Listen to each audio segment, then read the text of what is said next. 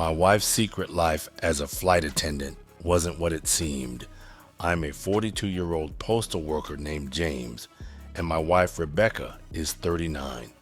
We met in 2012 at a local coffee shop where she worked as a barista while studying to become a flight attendant. Our relationship moved quickly. We dated for 2 years before getting married in 2014. Life was good in the beginning. Rebecca achieved her dream of becoming a flight attendant for United Airlines in 2015. The schedule was tough. She'd be gone 3 to 4 days at a time, but the benefits were great. Free flights meant we could travel anywhere during her off time. We bought a modest house in Denver, Colorado in 2016. The first 5 years of marriage were amazing.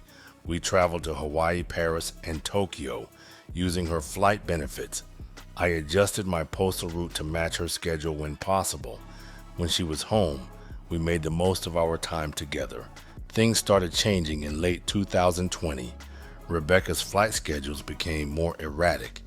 Instead of 3 to 4 day trips, she'd be gone for 5 to 6 days at a time. When I asked about the longer trips, she said the airline was short-staffed due to COVID and needed senior flight attendants to pick up extra routes. That made sense, so I didn't question it, but other things started feeling off.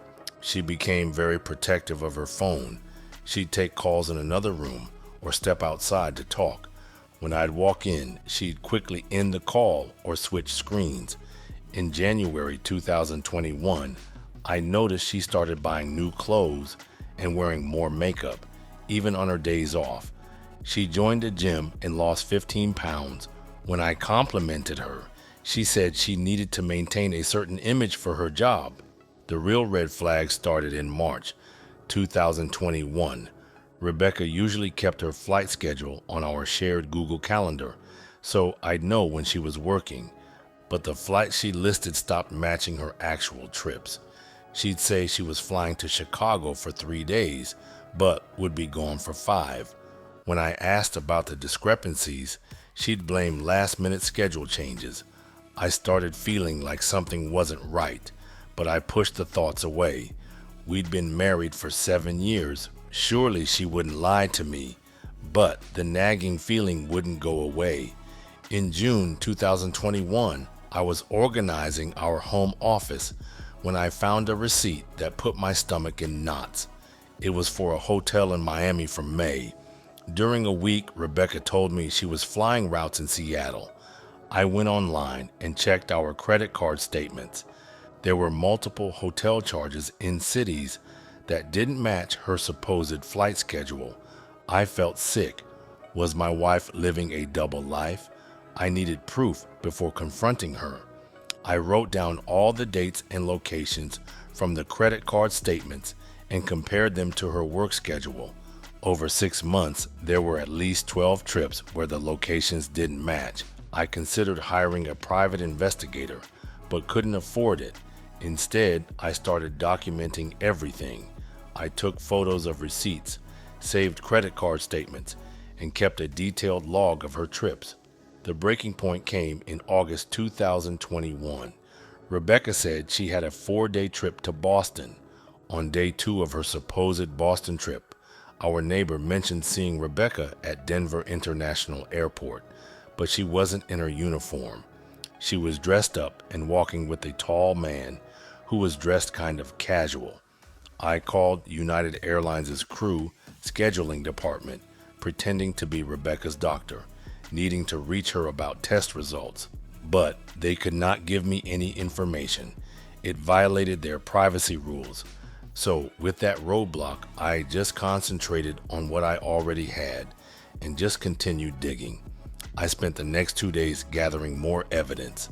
I found more hotel receipts, restaurant charges for 2 people, and even movie ticket stubs from times she was supposed to be working. When Rebecca returned, I was waiting in the living room. She walked in with her usual flight bag, acting normal. She started telling me about her Boston trip when I stopped her. I know you were not in Boston. You were not even working this week. She looked like she had seen a ghost after I said that. She tried denying it at first, but I had proof something was going on. The receipts, the credit card statements, our neighbor's sighting at the airport. Rebecca broke down crying. The truth was worse than I imagined. For the past year, she'd been using her flight benefits to maintain a relationship with a wealthy businessman named Sammy. They met on one of her actual flights in 2020. He was a frequent first-class passenger who lived in Miami but did business in multiple cities. She would pretend to have work trips, but was actually meeting Sammy in different cities. He paid for everything during their time together: hotels, meals, shopping.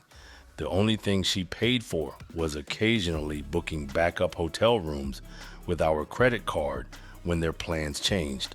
"I never meant for it to happen," she sobbed. "Sammy treated me like a queen, and it felt wonderful. He bought me expensive gifts, took me to fancy restaurants. It was exciting and romantic." I asked if she loved him. She couldn't answer. "How many other flight attendants know about this?" I asked. "A few," she admitted. "They covered for me sometimes when you called looking for me." That hurt almost as much as the affair, knowing her coworkers helped deceive me. I told Rebecca to pack her bags and leave. She begged for another chance, said she'd quit her job, go to counseling, anything to save our marriage. But the trust was completely broken, I told her. I wouldn't be able to look at her the same. "Does Sammy know you're married?" I asked. More tears. "Yes, he's married too. His wife lives in Miami." Of course, two cheaters living fantasy lives while destroying their marriages. I contacted a divorce attorney the next day.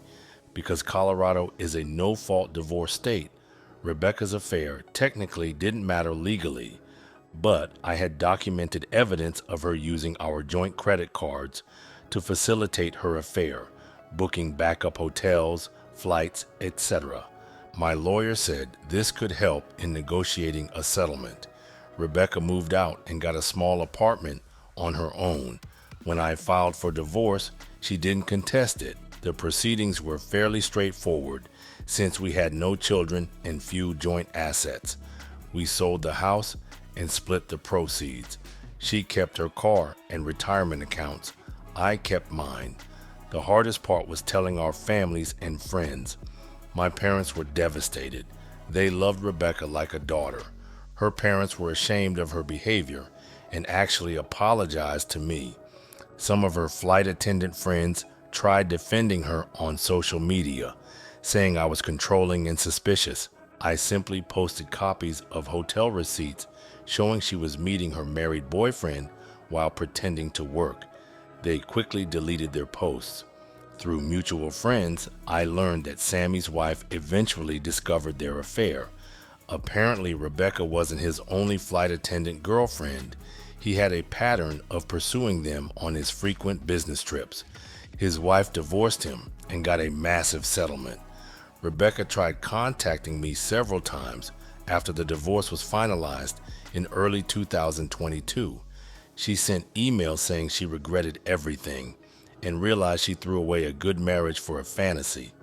I never responded. It's been 2 years since discovering her double life.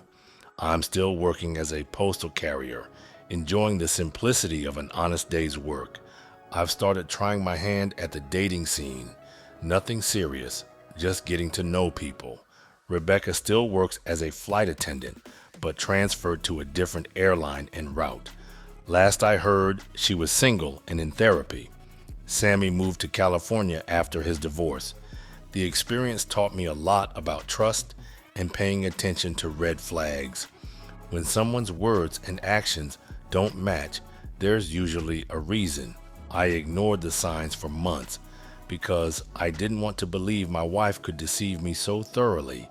Some people say I should have tried harder to save the marriage, but how do you rebuild trust with someone who maintained a double life for over a year, who involved their coworkers in their deception, who only showed remorse when caught?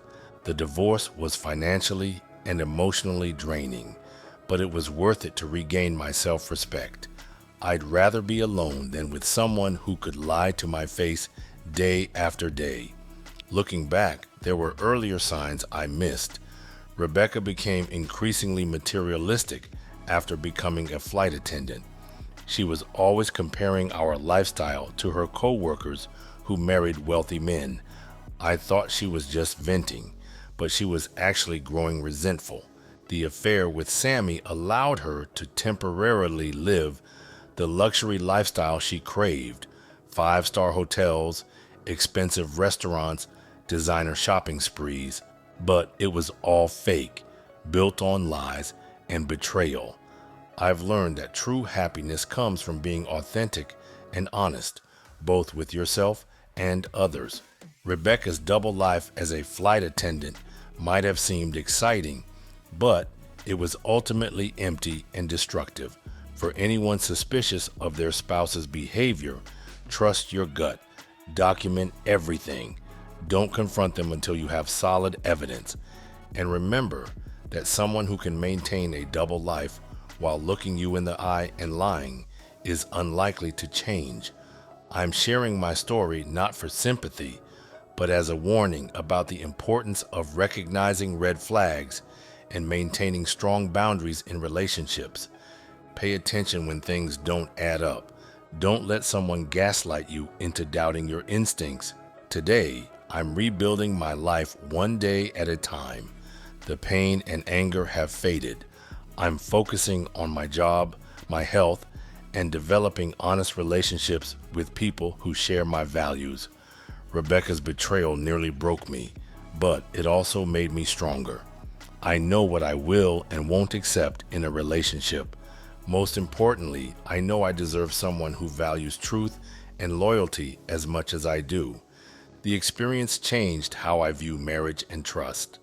While I haven't given up on love, I'm much more careful about who I let into my life. Actions speak louder than words, and someone's character is revealed by their choices, not their promises. For now, I'm content with my simple, honest life, delivering mail and rebuilding my savings. The future is uncertain, but at least it's authentic, and that's worth more than any fantasy lifestyle built on lies.